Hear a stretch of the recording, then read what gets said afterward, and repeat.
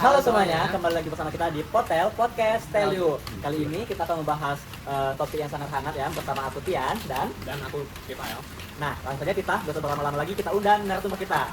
Ini dia narasumber dari Telkom University. Oke.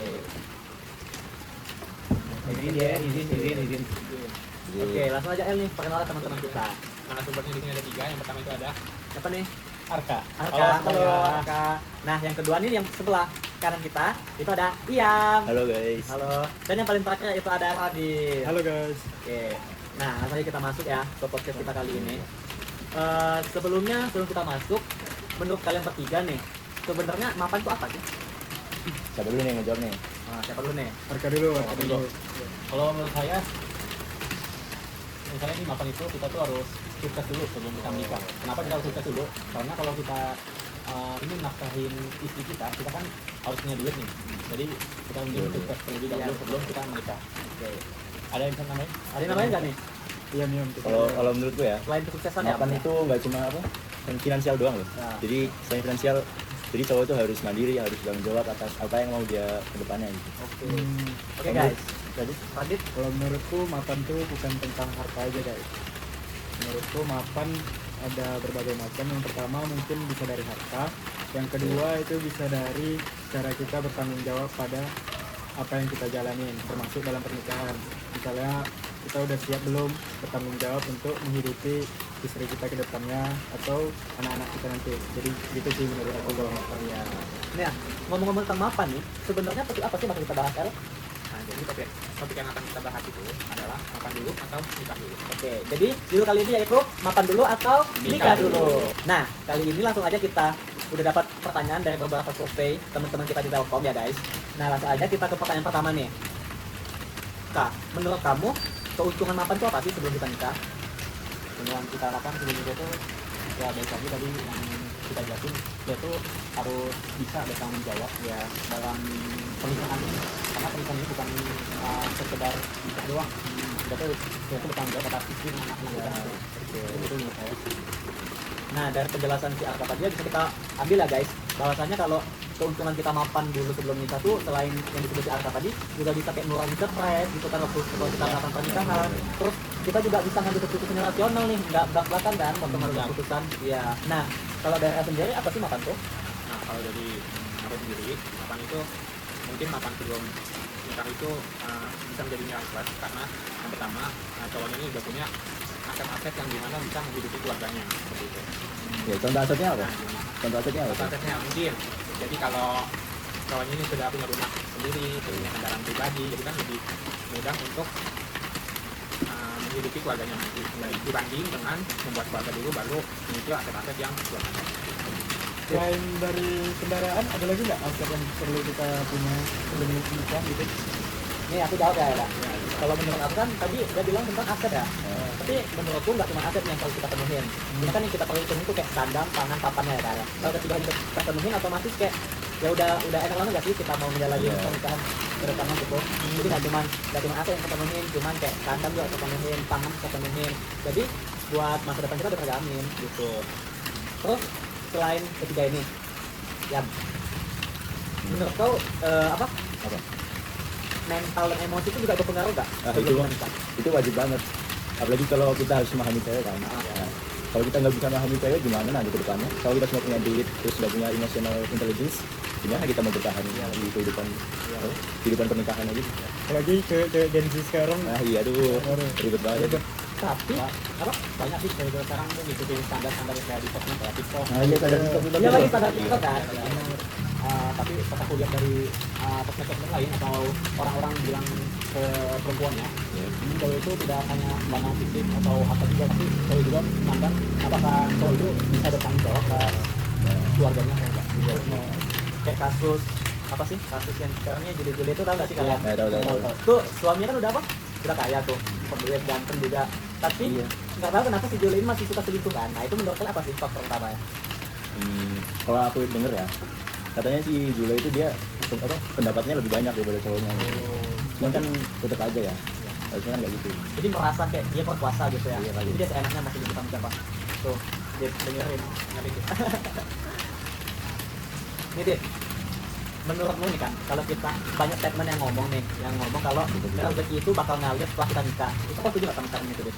Kalau statement itu sebenarnya tergantung diri kita lagi, karena kalau setelah nikah kita malas-malasan ya rezeki itu nggak bakal ngalir juga, benar nggak? Iya, benar. Sebenarnya kan kalau kita mau harta yang lebih, tentu kita butuh usaha yang lebih juga kan. Statement itu bisa dipakai, tapi kalau diri kita benar-benar berusaha. Kalau diri kita malas-malasan ya statement itu hoax, ya ada gunanya. Tapi kita selain usaha juga kita harus ningkatin ketakwaan kita kepada Allah. Nah, itu beribadah, penting. itu beribadah. Hubungan kita sama Tuhan. Karena doa kan juga salah satu faktor utama. Iya lagi Tidak tuh. sudah Betul. Kan doa dari seorang istri kepada suaminya itu kan bisa ningkatin rezeki suaminya nggak sih? Iya lagi. Iya lagi. Kok enggak? Ekonominya. Menurut kalian semua ini kira-kira apa benar masalah ekonomi jadi penyebab utama konflik rumah tangga?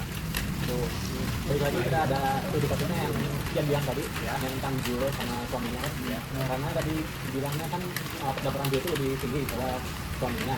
Ya. Jadi dia itu kayak asal selingkuh aja gitu. Jadi gara-gara perbedaan pendapatan itu salah satu. Jadi menurut lu tuh jadi masalah ekonomi tuh Nggak ngejamin ya. nggak jamin ya. Ngejamin kalau misalnya. Terus kan katanya rezeki itu udah diatur sama Allah ya, gitu kan. Ya. Jadi kita masih mikir buat mapan dulu nggak sih? Kan katanya rezeki udah diatur sama Allah tuh. Gimana? Gimana ya? Menurut aku rezeki itu yang diatur sama Allah itu benar. Ya. Cuman balik lagi, ada yang namanya takdir yang bisa kita ubah dan ada takdir yang benar-benar nggak bisa kita ubah. Takdir yang nggak bisa kita ubah tuh contohnya umur kita, itu emang udah ditentuin. Tapi kalau tahu aku sih kalau rezeki itu masih bisa diubah sama manusia sendiri, tergantung dari mana usaha kita tadi, sejauh mana usaha. Kalau memang kita sungguh-sungguh buat bekerja, buat cari nafkah, tentu Allah akan memberikan benefit lah istilahnya kepada diri kita, karena kita telah berjuang dengan sungguh-sungguh tadi. Jadi intinya kalau rezeki memang datang sama Allah ya, cuma kita masih ada berusaha nih buat mengubah rezeki kita menjadi baik gitu ya. Ya ada pertanyaan nggak ya? Aku ngomong iya, kita nggak ada pertanyaan. Makanya jadi ini juga. Ya, Apa ada bagaimana? pertanyaan nggak? Pertanyaan. Oke. Mungkin dari statement tadi Ya sih, kalau aku setuju sih sama statementnya, karena ada yang bisa kita ubah, ada yang bisa enggak. Contohnya kayak jodoh, mungkin Julia sama suaminya bisa, cuman mungkin mereka bukan jodoh ya, makanya mereka akhirnya berpisah gitu. Ya, itu sih gitu. Ya, nih lanjut ya. Ngomong tentang pernikahan nih, kita kan sekarang ada di zaman Gen Z ya. Terus pas aku lihat di sosmed tuh banyak anak-anak Gen Z ini yang berpikiran buat nggak mau nikah, atau walaupun dia nikah dia mau child free. Terus gimana ya, dia kayak pemikiran tuh kayak udah di orang luar, di apalagi di Korea ya kan, itu kan tingkat pernikahannya sangat tinggi, sangat rendah ya. Rendah, iya. Rendah. Jadi menurut saya gimana? Kalian berpikir kayak gitu juga? Enggak. Kenapa enggak? Kenapa enggak? Apa ya? Kenapa ya?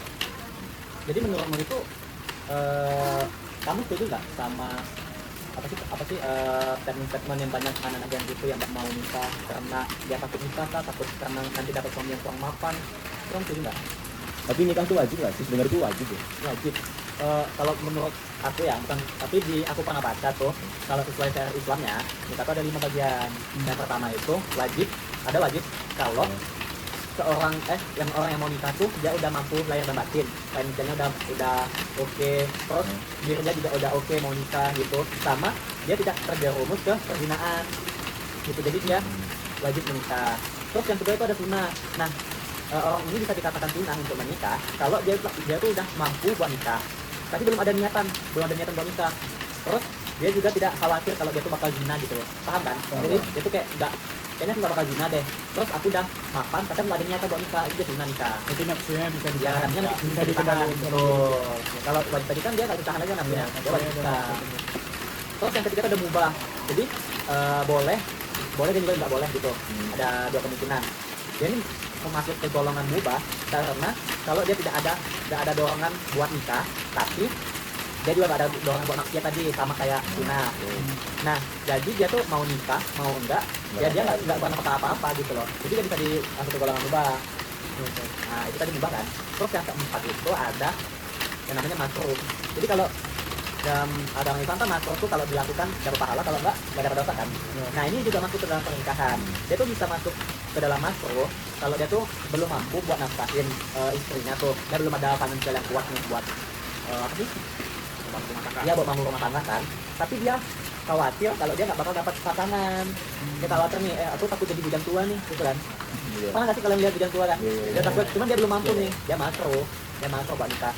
Terus yang terakhir tuh ada haram guys. Oke, kalau haram itu dia punya niatan, dia tuh nikah. Dia kan nikah nih, tapi dia punya niat buat nyakitin istrinya, KDRT dan lain sebagainya gitu.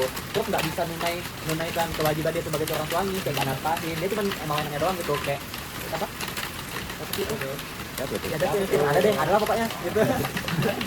Tuh, jadi udah kejawab kan yang tentang pernikahan tadi. Jadi ada berapa tadi? 5 Ada 5 hukum. Tadi masuk apa sih? Makruh itu Kalau kita lakuin baru pahala, bukan maksudnya nggak kita kalau itu kan kita lakuin nggak apa-apa, kalau nggak lakuin kalau sama punya baik. makruh itu Kalau setahuku makruh itu kalau kita nggak lakuin bagi pahala, tapi kalau kita lakuin sunnah nggak sih? enggak, kalau sunnah kalau kita lakuin bagi pahala, kalau nggak kita lakuin nggak apa-apa. Kalau makruh Kalau kita nggak lakuin kita bagi pahala. oh iya, Gitu. oh iya betul. Kayak ingat kalau kita sholat nggak sih, kalau kita biasa ngumpul tuh makruh ya, dan yang kata di puasa betul gitu makruh ya katanya. Ya. Oke, ini jadi pertanyaan dari netizen udah jawab semua kan. Terus dari pembahasan yang kita bahas kali ini di podcast kali ini ya, pendapat kalian masing-masing nih. Kesimpulannya Iya. tuh kita tuh harus mapan dulu atau nikah dulu gitu. Gitu. Oke, dari Adi deh duluan. Kalau dari aku, nikah dulu atau mapan dulu ya? Ya. Kalau seandainya kita mapan dulu, otomatis istri yang kita dapatkan tentu maunya uang yang kita punya, harta yang kita punya. Tapi kalau kita misalnya nikah dulu, belum tentu menjamin kehidupan setelah nikah kita udah mapan, belum tentu. Yang ujung-ujungnya pasti nanti bakal ke berantem, ujung-ujungnya ke perceraian. Nah, kalau kesimpulan aku sih, pas kita lagi berproses, lagi bekerja ingin makan, nah ada seseorang yang bisa kita, maksudnya ada istri, calon istri gitu, kita super system, benar. Ada super system kita pas kita lagi menuju yang namanya kemapanan. Itu sih kalau dari aku. Lagi. Kalau Ian nih, Aduh, kalau aku gimana ya? Kalau aku tuh ini tuh mapan dulu ya. apa dulu? Apalagi kalau pas masih muda, apalagi aku kan ya, aku tuh suka banget jajan, suka beli ini itu yang itu kurang penting buat nanti tuh dibawa ke dunia suami istri gitu, rumah tangga. Jadi menurut tuh mapan dulu ya. Kalau apa? Itu kalau kita mampu kita mungkin nikah dulu. Kenapa? Karena kalau yang pernah aku baca itu Islam tuh ngajarin kita itu kalau kita sudah mampu kita tuh bisa nikah terlebih dahulu. Kalau mampu itu kita bisa proses barang itu repeat sistem kita yang berarti. Berarti balik lagi ke hukum pernikahan tadi ya. Kalau udah mampu kita boleh nikah gitu ya. Ya betul. Kalau L, Kalau gua yang dimana sebagai cowok itu pasti akan lebih memilih untuk mapan dulu. Kenapa tuh? Apa mapan dulu? Mapan dulu. Ya. Nah, kalau gua sih kalau mapan dulu itu ya lebih enak aja untuk ke depannya. Dari rumah tangganya tuh berkecukupan terus mau apa juga lebih enak. oke. Nah kalau menurut sendiri nih ya, kalau dia disuruh milih antara mapan dulu atau nikah dulu, aku nggak bakal milih keduanya nih. Tapi aku bakal bilang harus siap dulu. Nih, Oke. siap itu dalam artian kita harus siap secara finansial, terus siap secara mental, emosional, terus sisi hidup kita juga harus bagaimana. Kalau keempat ini udah siap semua, ya otomatis kemapanan sama pernikahan itu bakal ngalir ikut aja gitu. Oke. Make sense. Ya. Nah, kalau menurut teman-teman sendiri nih, menurut kalian bakal milih yang mana? Mapan dulu atau nikah dulu? Langsung jawab di kolom Kalau komentar ya. Oke, cukup sekian untuk podcast kali ini. Sampai ketemu di podcast selanjutnya. Dadah.